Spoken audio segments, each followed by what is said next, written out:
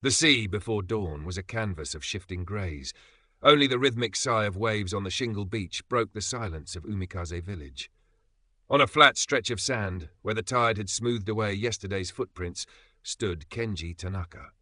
Late 60s, lean as weathered driftwood, his posture was unnaturally straight, a testament to decades of discipline etched into bone and sinew. In his hands, a simple bokken, a wooden practice sword, carved the air in slow, deliberate arcs. Each movement, precise and fluid, held a contained power that belied his age and the simple fisherman's samui he wore. The rising sun, still hidden below the horizon, began to paint the eastern sky in pale hues of rose and gold, catching the polished grain of the wood. He practiced not for show, for there was no one to see, but for the ritual itself, the centering breath, the perfect balance. Remnants of a life he had deliberately left behind in the city's noise decades ago. Here in Umikaze, nestled between steep, forested hills and the vast Pacific, he had found a measure of peace as a mender of nets, a tender of a small vegetable patch. A quiet presence respected, if not fully understood, by the handful of families who drew their living from the sea. His own house, a simple wooden structure near the beach, bore the patina of salt and thyme, its small garden meticulously kept, his kendo practice area marked only by smoothed earth. The village began to stir. The first fishing boats chugged out from the small stone-walled harbour, their engines a distant thrum against the cries of gulls. Smoke curled from chimneys. In the heart of the village, Yumi Sato, a woman whose kindness shone brighter than the dusty bulbs in her small general store, began arranging packets of dried seaweed and rice crackers on worn wooden shelves. The shop, inherited from her parents, was cluttered but welcoming, smelling faintly of soy sauce, dried fish, and cardboard boxes. It was the village hub, a place for news as much as necessities.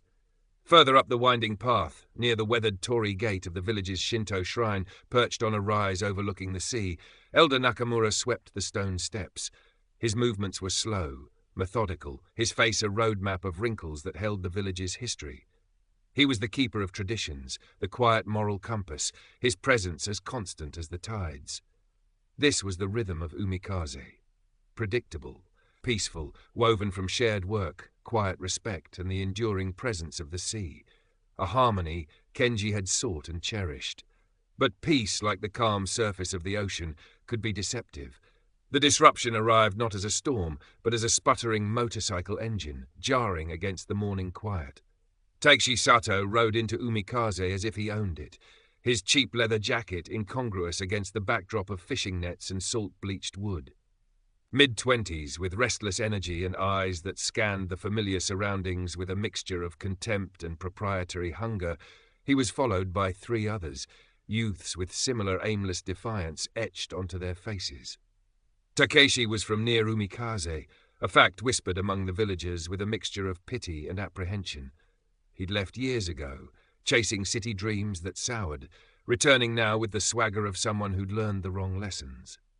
They loitered near the harbour first, their voices loud, their laughter grating. Hiroshi Ito, a sturdy fisherman in his 40s known for his blunt talk, watched them warily as he unloaded his meagre catch. He saw the way Takeshi eyed the crates, the casual insolence in his posture. Later, they ambled towards Yumi's store. Kenji was delivering a small bundle of repaired nets to the harbour when he saw them enter the shop. He paused, his usual calm slightly disturbed by an unfamiliar tension in the air. Inside, Takeshi leaned against the counter, picking up a packet of expensive senbei crackers, tossing it casually in his hand. "Been a while, Yumi-chan," he said, his tone overly familiar, lacking the expected politeness. "City prices are tough. Thought I'd get a taste of home." Yumi, flustered, managed a small bow. "Sato-san, welcome back." Her voice trembled slightly. Takeshi's companions lounged near the door, blocking the light, making the small space feel crowded and unsafe. "How about a discount for a returning local?" Takeshi grinned, but his eyes were cold. "Or maybe just on the house?" He popped a cracker into his mouth, chewing noisily. Yumi visibly shrank back, her hands twisting in her apron. She looked small and helpless behind the counter piled high with everyday goods. Kenji observed from the doorway, his expression unreadable, his stillness a stark contrast to the restless energy of the intruders. He noted Takeshi's bravado, the underlying insecurity, The way his followers mirrored his leader's posture. He saw Yumi's fear, the way her shoulders hunched. Kenji stepped into the shop.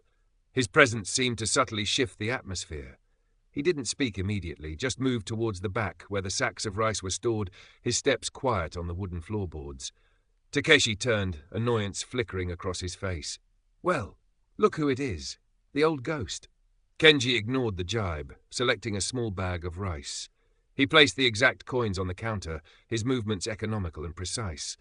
As he turned to leave, he paused, his gaze meeting Takeshi's briefly but directly. "The sea provides for those who work, Sato-san," Kenji said, his voice soft but carrying an unexpected weight. "It does not reward idleness or theft." He then addressed Yumi, his tone gentle. "Yumi-san, your counter needs dusting." It was a simple statement, yet it subtly reminded everyone of the shop's order, Yumi's ownership. Yumi, startled, nodded quickly, picking up a cloth. The implication hung in the air. Takeshi and his group were the dust, the unwanted intrusion. Takeshi sneered, caught off guard by the quiet rebuke from someone he dismissed as irrelevant. "Watch your mouth, old man," he muttered, but the bravado seemed slightly deflated. Kenji gave a slight, formal bow and exited the store, leaving a tense silence behind him. Takeshi, after a moment, threw the cracker packet onto the counter. "Whatever," he scoffed to his followers. "Let's go." They swaggered out, leaving Yumi trembling, clutching the dusting cloth like a lifeline. The incident rippled through the village. Whispers followed Takeshi and his gang. Fear, cold and unfamiliar, began to seep into the daily rhythm. Hiroshi Ito grumbled loudly at the harbour about needing to teach the young punk a lesson, but his fists clenched impotently. No one knew quite what to do. Direct confrontation was not the Umikaze way. Later that day, Kenji was walking back from his small vegetable plot on the hillside when Takeshi and two of his followers intercepted him on the narrow path. "Thought I told you to watch your mouth, old-timer," Takeshi spat, blocking his way. His stance was aggressive, shoulders hunched, trying to project menace. Kenji stopped, his expression unchanged. He held his sturdy walking stick, which resembled a Joe staff, loosely in one hand. "The path is narrow, Sato-san," Kenji replied calmly. "Allow me to pass." Takeshi laughed, a harsh sound. "Maybe I don't feel like it. Maybe old men need to learn respect." He lunged forward, grabbing for Kenji's arm. What happened next was almost too fast to follow. Kenji didn't retreat. He shifted his weight slightly, pivoting on the balls of his feet. Takeshi's grasping hand met empty air.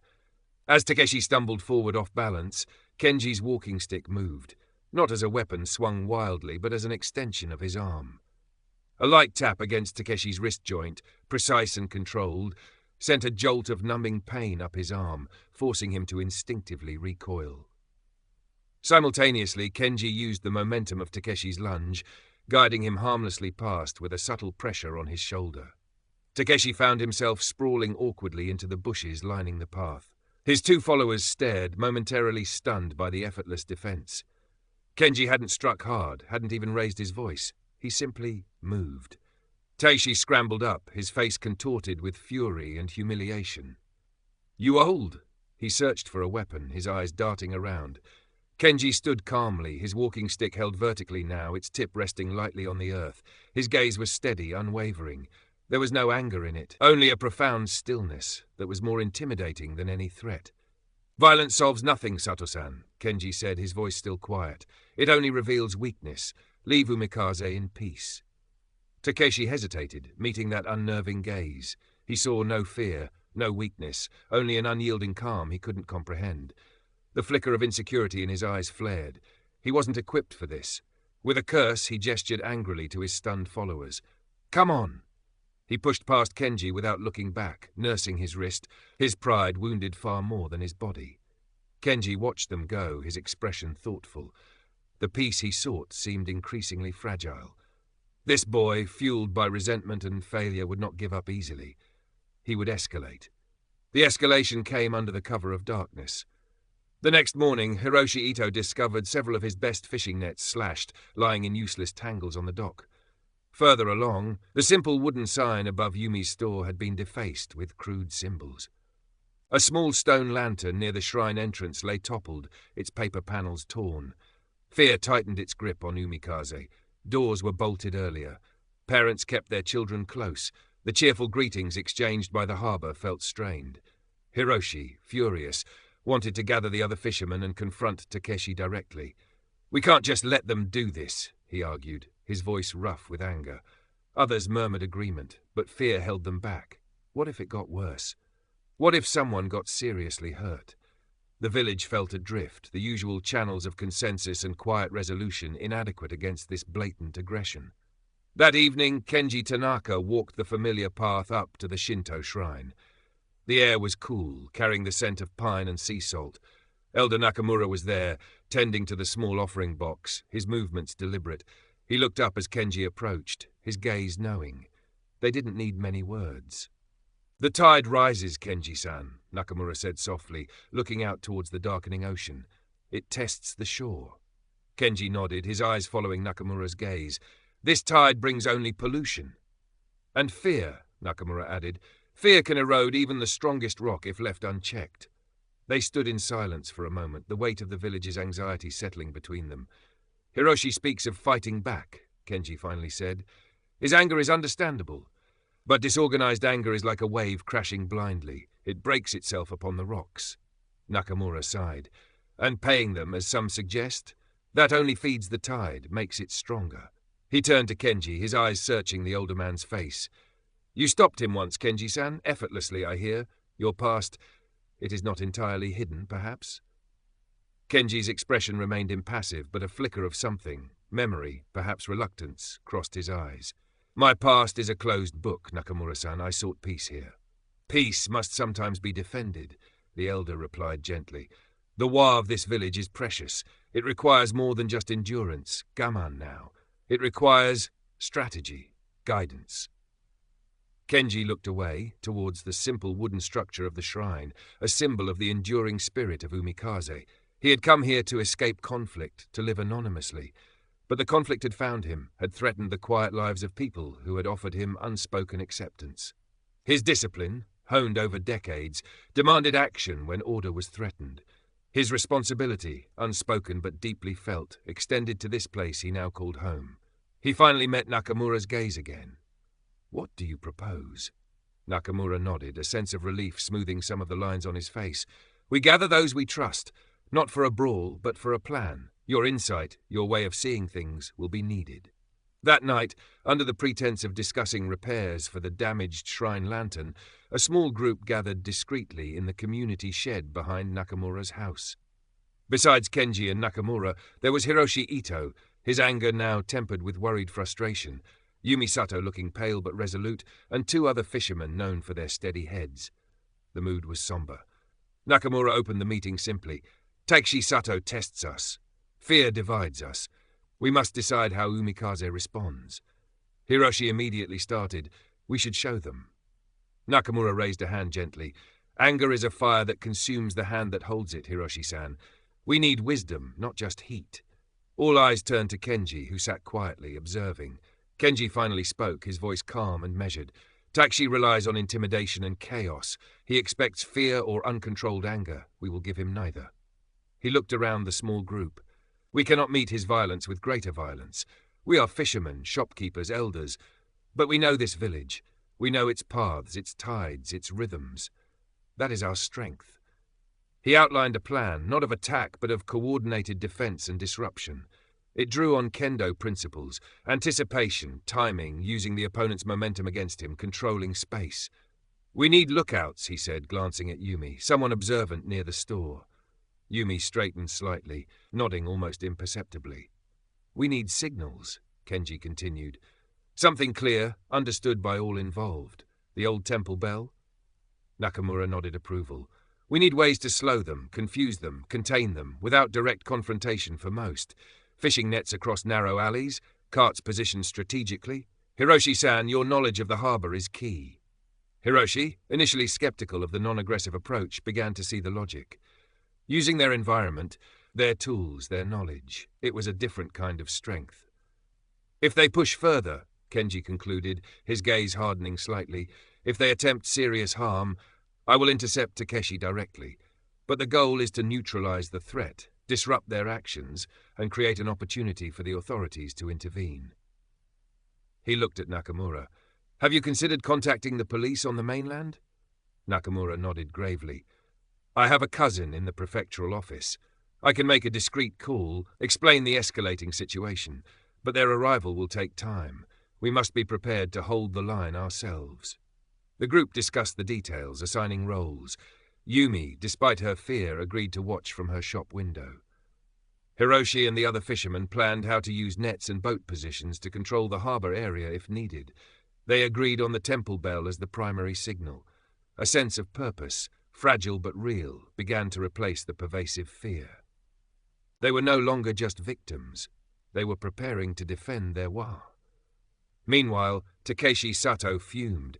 The old man's effortless defense, the villagers' refusal to crumble completely under his initial pressure tactics, it stoked his resentment.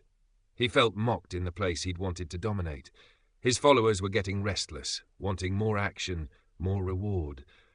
He needed to make a bigger statement, something that would shatter the village's resistance for good. He learned about the upcoming Autumn Matsuri, a small local festival celebrating the sea's bounty centered around the shrine and the harbour. It was the perfect target. Disrupt the festival, seize the offerings, perhaps take over the fish cooperative's temporary storage shed where the best catches were held before transport. That would show them who was in charge. He gathered his small gang, now numbering 5, briefing them with misplaced confidence. Tomorrow, he declared, Umikaze learns respect. Current part characters, 2,597. Total characters, 15,298. The day of the Matsuri dawned bright and clear, but an undercurrent of tension ran beneath the festive preparations. Colourful streamers fluttered weakly in the sea breeze. Stalls selling grilled squid and simple crafts were set up near the harbour. Villagers, dressed in their better yukatas, moved with a forced cheerfulness, casting anxious glances down the road. Kenji, dressed simply as always, moved through the small crowd, his senses alert. He saw Yumi take her position near her store, a small signalling flag tucked discreetly into her apron pocket. He saw Hiroshi and his men seemingly busy with boat maintenance, but their placement controlled access to the main pier. Nakamura stood near the shrine entrance, his calm presence a quiet anchor. Kenji carried his walking stick, its smooth wood warm beneath his hand. Around midday, as the festival reached its modest peak, the sputtering roar of motorcycles echoed from the edge of the village. Takeshi and his gang arrived, pushing through the thin crowd with deliberate roughness, heading straight for the harbour area where the fish cooperative shed stood. This was it, a sharp, clear ring cut through the air. The old temple bell, struck once, twice. The prearranged signal. Immediately the atmosphere shifted. Villagers near the harbour, seemingly startled, accidentally knocked over a cart piled high with empty fish crates, blocking the main path to the shed. Further down, a group of women panicked and ran towards a narrow side alley, effectively sealing it off with their numbers. From an upper window near Yumi's store, a small red flag waved briefly, Yumi confirming Takeshi's gang was fully committed towards the harbour.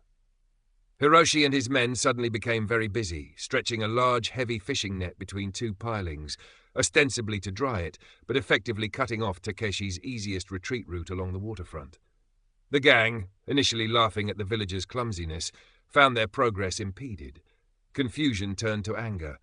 "Get out of the way!" Takeshi shouted, shoving a villager aside.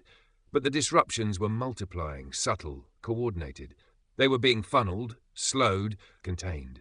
Kenji moved purposefully through the controlled chaos, intercepting Takeshi and his 3 core followers as they finally broke past the crate barrier, heading for the storage shed. "This ends now, Sato-san," Kenji stated, positioning himself squarely in their path. Takeshi snarled, pulling out a length of metal pipe he'd concealed under his jacket. "You first, old man!" He lunged, swinging the pipe wildly. His followers moved to flank Kenji. Current part characters, 2,569. Total characters, 17,867. Kenji met the attack not with force against force, but with fluidity and precision. He sidestepped the clumsy pipe swing, the metal whistling through the air where he'd been a split second before. Using his Joe staff, he deflected a punch from one follower, simultaneously sweeping the leg of another who tried to grab him from behind. The man went down with a surprised yelp. Kenji flowed like water around their attacks, his movements economical, his balance perfect. He used the staff not to bludgeon, but to strike nerve points, unbalance opponents, create openings. A sharp jab to the ribs winded one attacker. A flick of the wrist disarmed another trying to pull a knife. His face remained impassive, focused, his breathing controlled. It wasn't a street brawl. It was the application of disciplined principles against raw, undisciplined aggression. Takeshi watched, momentarily stunned by the swift, efficient neutralization of his men. He was left facing Kenji alone, his followers groaning on the ground or backing away fearfully. Rage and disbelief warred on Takeshi's face. He gripped the pipe tighter, his knuckles white. "Who are you?" he screamed, his voice cracking. Kenji didn't answer. He simply stood ready, the tip of his staff resting lightly on the ground, his eyes holding Takeshi's gaze. Takeshi charged again, desperation fueling his attack. He swung the pipe in wide, predictable arcs. Kenji parried each blow with his staff, the sharp clack of wood against metal echoing in the sudden hush that had fallen over the immediate area. He wasn't just blocking, he was redirecting Takeshi's energy, subtly turning him, forcing him onto uneven ground near the water's edge. Takeshi, overextending on a furious swing, lost his footing on the damp stones. In that instant of imbalance, Kenji moved decisively. He didn't strike a killing blow. Instead, his staff moved in a swift, circling motion, trapping the pipe against Takeshi's own body, then applying sharp pressure to his wrist. Takeshi cried out, the pipe clattering onto the stones. Before he could recover, Kenji executed a precise leg sweep. Takeshi crashed heavily onto his back, the wind knocked out of him, staring up at the impassive sky, utterly defeated. Kenji stood over him, staff held ready, but made no further move. In the distance, faint at first but growing rapidly louder, came the sound of a police siren. Nakamura's call had been timed perfectly. The arrival of the police car, its flashing light reflecting off the damp harbour stones and the wide eyes of the villagers, broke the spell. 2 officers emerged, their professional demeanour a stark contrast to the preceding chaos.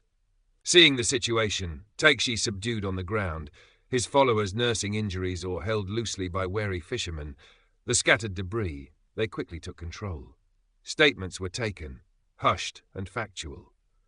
Nakamura stepped forward, explaining the sequence of events calmly, omitting any mention of Kenji's specific skills, framing it as community self-defense against escalating harassment, culminating in the attack on the festival. Takeshi, sullen and silent, offered no resistance as he was handcuffed.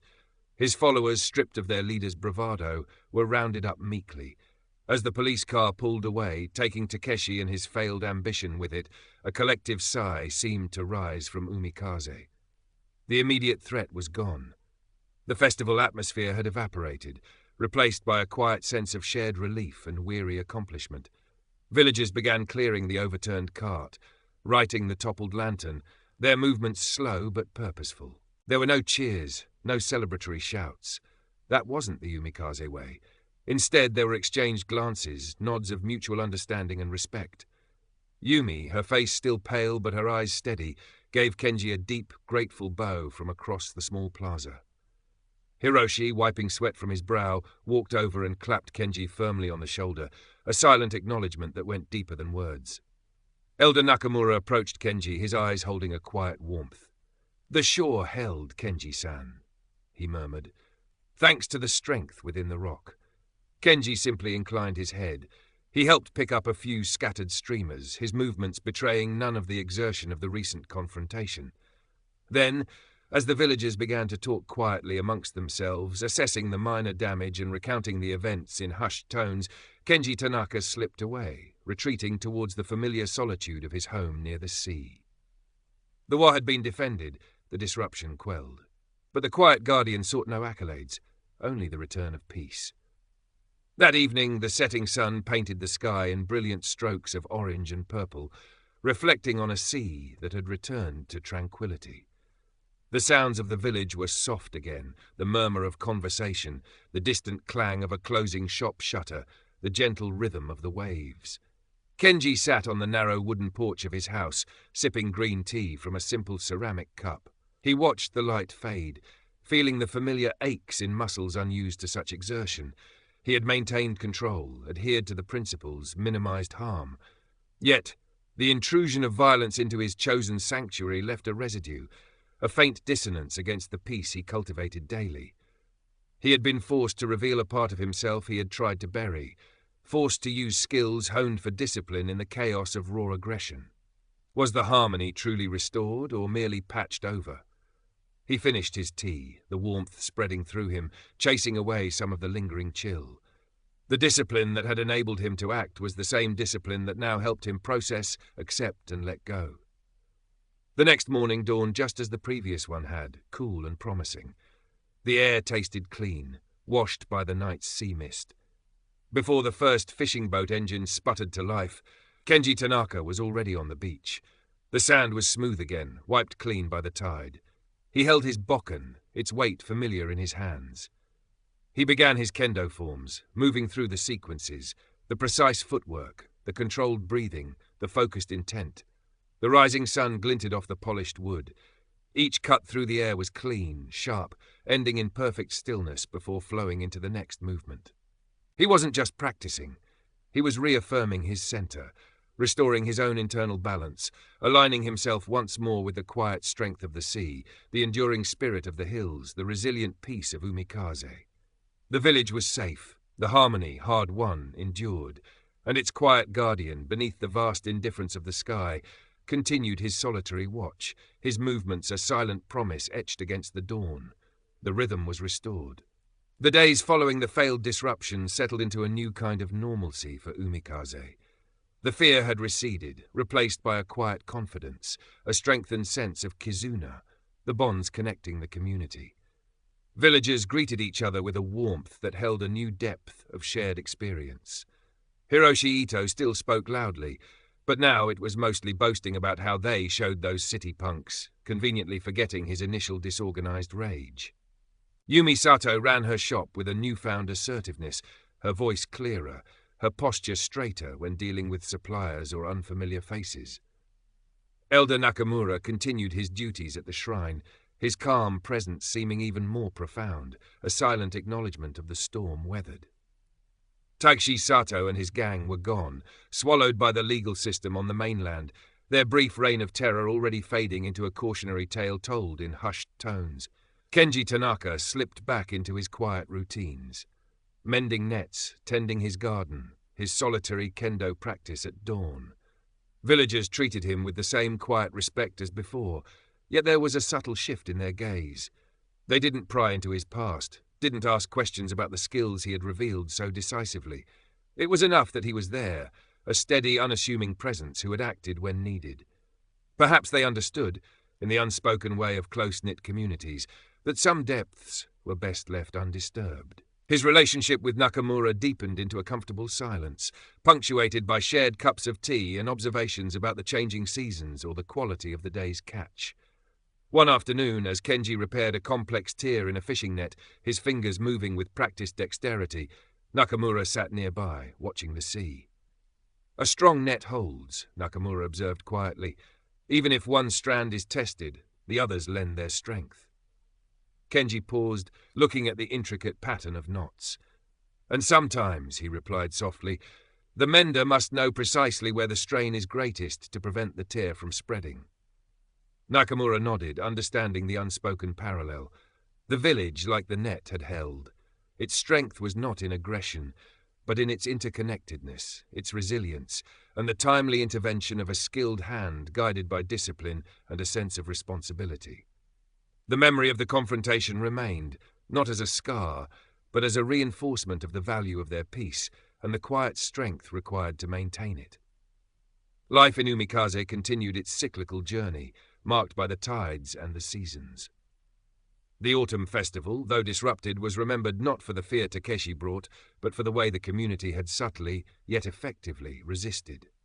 Winter storms lashed the coast, testing the resilience of the houses and the seaworthiness of the boats, and the villagers worked together, checking on neighbors, sharing resources, reinforcing the bonds that Takeshi's actions had inadvertently strengthened. Spring brought renewal, the hillsides bursting with green, the sea yielding its bounty once more. Kenji Tanaka remained a fixture, his presence as reliable as the sunrise over the ocean. His kendo practice continued, a solitary ritual that anchored his days. Sometimes a curious child might watch from a distance, mesmerized by the fluid grace of his movements before being called away by a parent. No one spoke of him being a fighter or a hero. He was simply Kenji-san, the quiet man who lived by the beach, who practiced his strange exercises and who, in a time of need, had reminded them of their own strength. One clear morning, as Kenji completed his